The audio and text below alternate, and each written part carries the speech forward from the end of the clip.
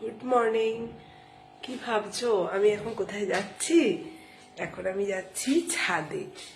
আর ছাদে গিয়ে আমার আজকে মিশন হচ্ছে ছাদটা পরিষ্কার করব। এই দেখো ছাদের কি অবস্থা। প্রথমত তো ভর্তি জামা কাপড় ছাদে, কালকে যে কাঁচা হয়েছে সেগুলো তো মেলা ছিল সারা রাত্রি।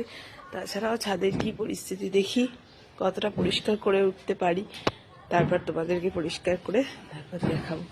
ছাদের অবস্থা ভীষণ, এত সুন্দর একটা ছাদ, আমাদের ছাদটা শেড দেওয়া, আর পুরো অলমোস্ট 2 আওয়ার্স ডান।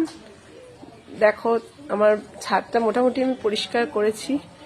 এবার এখন কাচার জন্য জল ভরা চলছে, মেয়ে দাঁড়িয়ে দাঁড়িয়ে দেখছে।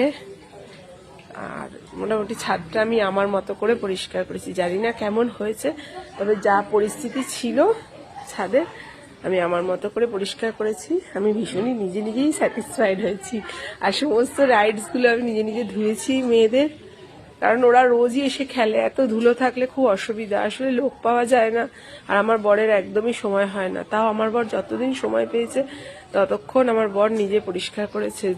ভাইফোঁটার আগেও পরিষ্কার করেছিল, কিন্তু একদমই সময় হয় না এইভাবে এতক্ষণ ধরে ছাদটা পরিষ্কার করার। আমি এসছি 8টার সময়, এখন বাজে ঠিক ঘড়িতে 10:30, তো মোটামুটি পরিষ্কার